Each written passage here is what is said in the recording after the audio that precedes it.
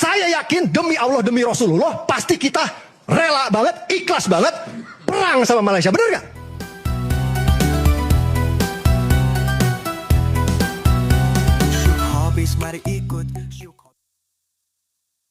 Dalam satu rakaman rancangan Bual Bicara daripada Indonesia, seorang individu dilihat melontarkan kenyataan yang agak keras ketika membincangkan isu politik dan konflik di Timur Tengah. Dalam rakaman tersebut, individu itu menyebut bahawa rakyat sanggup berperang dengan Malaysia. Kenyataan itu disampaikan dalam nada emosi ketika beliau sedang mempertahankan pandangan berkaitan isu Israel dan konflik di Timur Tengah. Beliau turut merujuk kenyataan Prabowo yang menyatakan bahawa untuk mewujudkan perdamaian, keselamatan Israel perlu dijamin. Menurut individu itu, kenyataan tersebut dianggap sebagai pandangan yang terukur dan memahami sejarah. Dalam hujahnya juga beliau mendakwa bahawa konflik di Timur Tengah bermula apabila negara-negara Arab menyerang Israel terlebih dahulu. Beliau merujuk kepada Perang tahun 1948 serta Perang tahun 1967 yang dikenali sebagai Six Day War. Namun dalam perbincangan tersebut, nama Malaysia turut disebut walaupun sebenarnya tiada kaitan langsung dengan konflik yang sedang dibincangkan. Realitinya, tiada sebarang konflik bersenjata antara Malaysia dan Indonesia ketika ini. Penyebutan nama Malaysia dalam rakaman itu lebih kepada retorik untuk membangkitkan emosi penonton. Kadang-kadang dalam perdebatan politik, nama negara lain dijadikan perbandingan untuk menguatkan hujah sendiri. Tapi bila nama negara jiran disebut tanpa sebab jelas, ia tetap menimbulkan persoalan. Nak bincang isu Timur Tengah, tiba-tiba Malaysia pula disebut.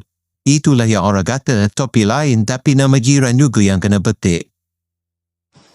Saya yakin demi Allah, demi Rasulullah, pasti kita rela banget, ikhlas banget perang sama Malaysia. Bener gak? Wah, diserang-serang terus.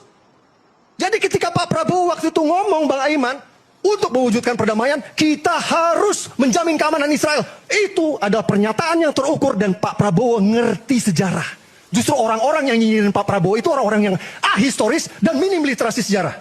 Gue jelasin, faktanya, semua konflik di sana dimulai dari Arab nyerang Israel duluan. Ini fakta.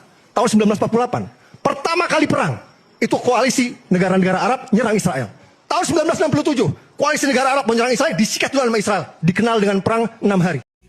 Syuk Hobbies gembira kongsi tiada takut. Syuk Hobbies suka kongsi sepanjang hari. Inilah Syuk Hobbies YouTube channel.